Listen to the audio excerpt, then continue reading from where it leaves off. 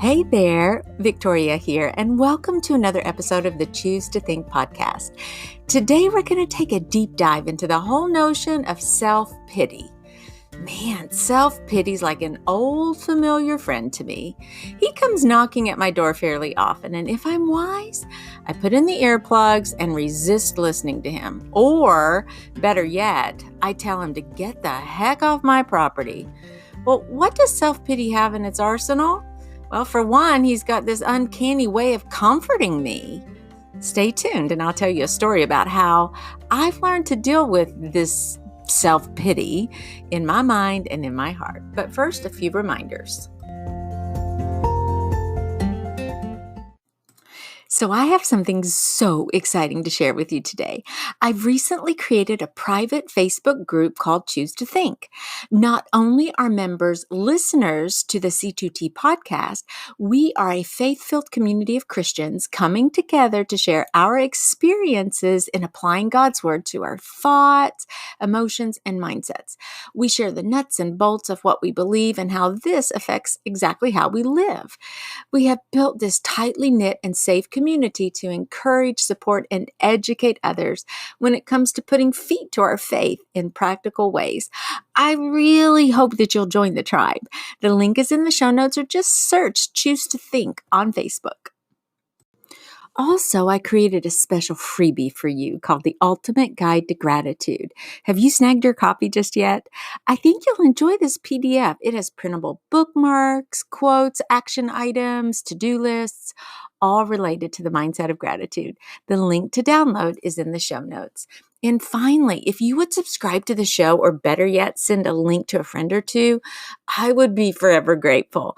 Please help me continue to spread the word about God's goodness and to encourage fellow believers. Now, on with the show. Okay, let's start by defining self-pity. According to Merriam-Webster.com, self-pity is pity for oneself, especially a self-indulgent dwelling on one's own sorrows or misfortunes. It can be a feeling of pity for yourself because you believe you have suffered more than is fair or reasonable. Listen, we're all going to have those gloomy, bah humbug kind of days. The trick in our quest to choose to think is not to stay stuck there. We don't want to dwell there. Self-pity can suck the very life out of us. It's actually quite harmful in our brains. At first, when this old friend comes knocking at our door, we let him in because he offers us some kind of pseudo-comfort. Now, he says, of course you should be feeling low. What happened to you was so unfair. Nobody understands. I know. You should be angry about how they're treating you. You've really suffered, you poor little thing. And as we lick our own wounds, we realize that those moments of feeling comforted actually were a ruse. The comfort is fleeting. And then there we are, not only in a bad mood, but we grow angry and insolent to boot. We gripe and we grumble about our own pitiful situation. Eyes are on us. And in our hearts, self-pity brings us the fertilizer needed to grow bitterness there. Voila. We go to bed mad, we wake up mad, and we are convinced that we were so wrong, that our situation is so bad, and that we are entirely justified in harboring the unforgiveness that so often accompanies the offense that led us to self-pity. Okay, you get the picture. And you probably want an example from my life. Oh dear. Well, I've shared with you before all the times that I felt rejected. Well, maybe not all of them, but a good portion of them. And geez, rejection and self-pity go hand in hand, don't they? Well, do you know what FOMO is? FOMO, F-O-M-O, is the fear of missing out. Okay, missing out of what? Well, it could be not knowing something that everybody else seems to know. It might be fear of missing out on an invitation to a social event that all your friends are attending. It may be fear of missing an important event in the life of your family member or close friend. It could be fear of missing out on a great deal online, a discount on something that you may want. Marketers use FOMO all the time to help future clients jump on the bandwagon of what they're selling. Only 2 days left. Better get on, better buy. Well, now let's say that you do miss out on something. Somehow you weren't in the loop, so to speak. This has happened to me a few times. Here's the story. A few years ago, a fairly close friend was planning her daughter's wedding. We had run in the same circles for years, and although our kids grew up together and we were in homeschooling co-ops, our kids really weren't that close, especially as they matured and went on to college. Well, one day, I heard that my friend's daughter was getting married. Our common friends were chatting about this, and I had no reason to suspect that I wouldn't receive an invitation too. Well, I kept waiting and waiting. It didn't help that a mutual friend kept asking me if I'd received the invitation yet. Almost every day, she's like, "Hey, did you get it? Did you get it? Did you get it?" We began to wonder if there was an oversight. I wasn't really sure how to handle it. Needless to say, I found myself engaging in the biggest fit of full-blown self-pity. My mind went to a myriad of negative, toxic thoughts as I convinced myself how absolutely unfair this was. I hated being left out. I stewed and I stewed on this. Every toxic thought I had was like a jab to my heart and mind. And my well meaning other friend wasn't helping me either.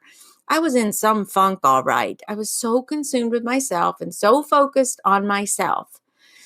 Self-pity blinds us and it debilitates us in many ways. Self-pity distracts us from what is most important. We even lose sight of all our blessings. Well, I was definitely blinded, all right. Finally, I called my wedding friend. "Why didn't I receive an invitation?" I burst out crying. She was mortified. But she's such a dear sister that she apologized and she said just how sorry she was. Her daughter had not included us on the list as they had guest limits. All of this is reasonable, right?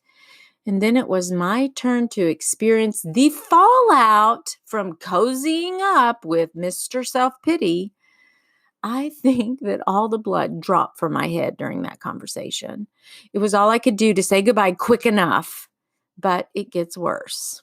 This friend was so kind, so humble, and so compassionate that the very next day she appeared on my doorstep with an invitation on a silver platter. I kid you not, as well as with a beautiful red rose lying there on its side. Listen, a close cousin to self-pity is shame. And oh, did I ever feel horribly ashamed of my behavior. Now, before we chat about lessons learned, let's go to a break from our sponsors.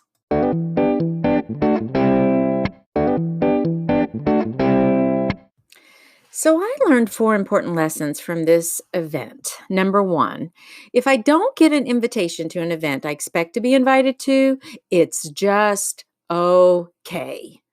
And the Lord's given me a time or two after that to practice this. I'm getting better at it. There could be a gazillion reasons why I'm not invited or I don't get the score or I don't, get that deal. And you know what? Some of it may be flat out none of my business. If I focus on myself, my hurts, my FOMO, then I only open the door for self-pity to walk right on into my mind, grab a glass of iced tea, and just sit down and camp out for a while. Lesson number 2, I ask myself, Victoria, have you ever left someone else out, intentionally or otherwise? Was your motive to hurt someone? So what happens when I do this is when I pull back and I see just how much I'm in need of grace and forgiveness, it softens the blow a bit when I am left out. When we feel wronged, we elevate and expand the offense, don't we? Yet when we are the ones who do the wrong or who wrong someone else, we tend to make the offense smaller. Now, did you get that? In other words, our human nature magnifies those times we are wronged. Oh, poor me, poor me, poor me. Yet when we are the ones who commit the offense, we tend to diminish it and justify our actions. Well, I didn't mean to hurt her feelings, or I didn't know this was so important to him. You get the picture. The second lesson is a steadfast reminder that I am in need of grace and mercy, just like the next guy. I'd better jump off that self pity horse I'm tempted to ride around on and to try to grasp a new perspective on this event. Lesson number 3. The third lesson I learned is that if I'm in need of comfort, self pity will never deliver. I have to be mindful to avoid even venting with my friends sometimes because some of them may just shift me into a high gear of self-pity. Now, I know that they're just trying to validate my feelings, yes, but unwittingly, they may just be justifying my sinful choice to feel sorry for myself. So I need to pick my venting friends very carefully. I have found that there's really only one who is the comforter above all comforters, and that is God's Holy Spirit. In the New Testament, he was named Paracletus, or Paraclete in Greek, which means comforter or advocate. And as a believer, you and I have the wonderful privilege to summons the Holy Spirit or to call him to our side, to our aid. This is the very best antidote to staving off self-pity. Now, newsflash, this isn't always easy. And sometimes the comfort does not come immediately. If I go to a bag of, chocolate chips or cookie jar or whatever, man, I get that dopamine hit instantly. Boom. But sometimes the comfort that of course, it's not lasting, right? And it makes me feel much worse. It doesn't do anything for the health and wellness that I want to maintain in my life either. But my point is this, that kind of seeking comfort in that way, whether it's an alcohol, bottle of booze or cookies or self-pity, whatever, it doesn't stick around. But it's fast, right? It's fast. We get that hit fast. But when we go to the Holy Spirit, sometimes we have to really humble ourselves, and we have to be willing to be patient and to wait for the comfort to come and to wash over us. It will come, but it may not be as fast as we would like.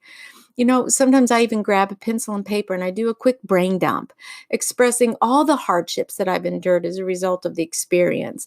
And you can do that too. Go ahead. God already knows, but it helps to just write it out and to articulate it and to express exactly what you're thinking and feeling.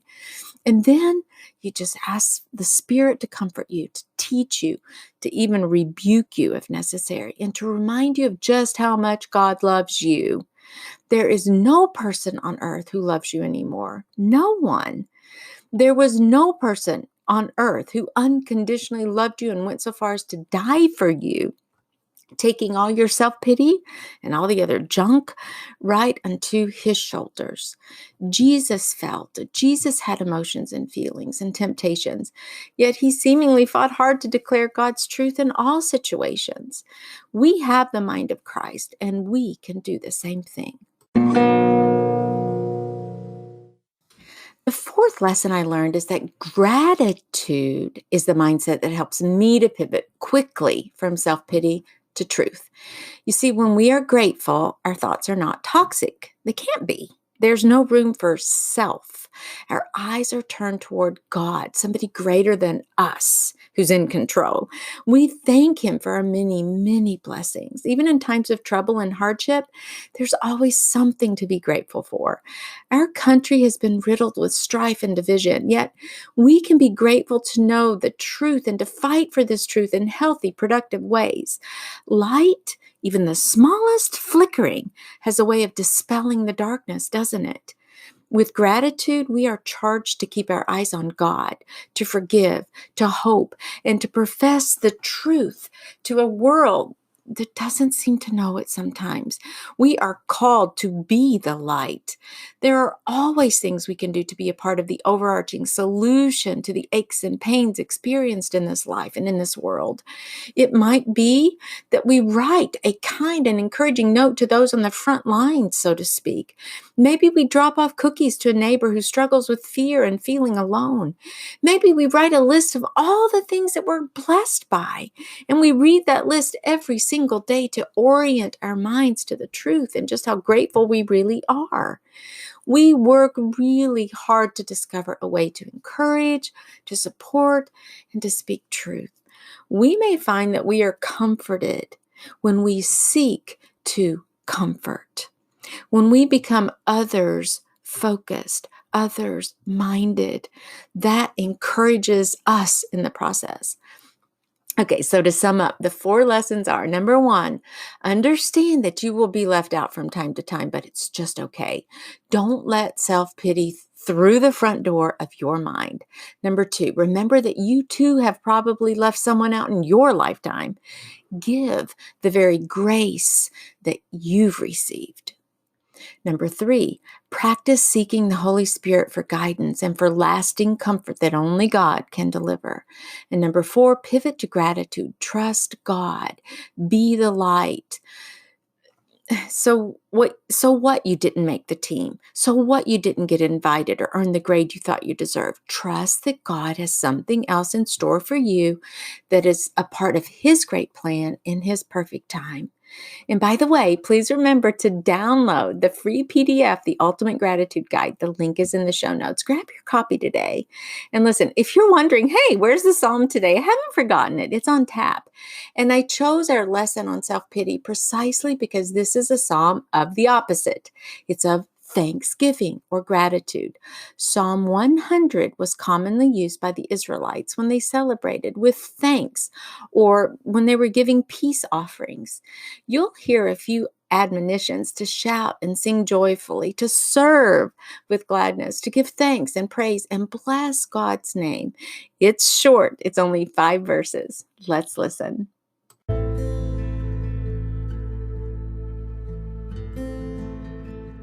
Psalm 100, all men exhorted to praise God, a psalm for thanksgiving from the NASB version.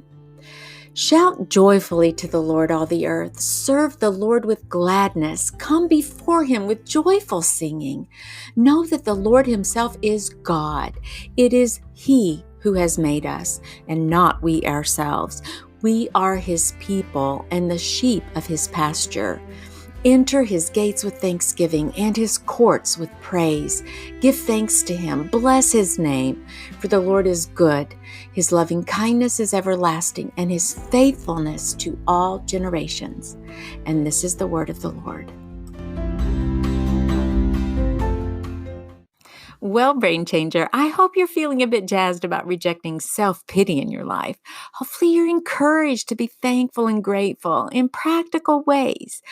But before we pray and close out this episode, I want to encourage you perhaps in a different way, a deeper way, because the examples I've used today in this episode regarding self-pity are somewhat superficial, or some might even say inconsequential.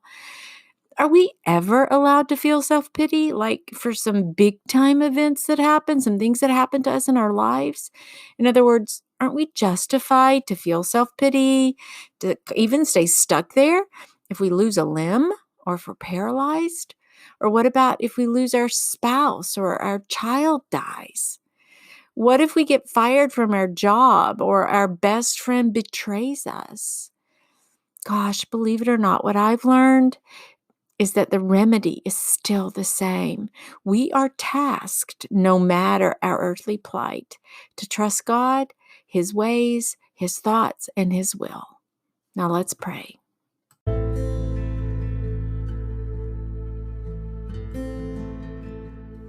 Dear Lord, thank you for your unconditional love and forgiveness, for your faithfulness. Thank you for being our shepherd, our comforter, and our friend. Forgive us for those times we focus on ourselves and lose sight of our many blessings.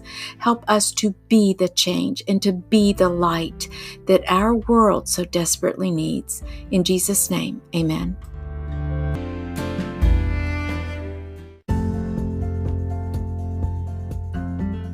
And until next week, Dios primero y que Dios te bendiga. Ciao.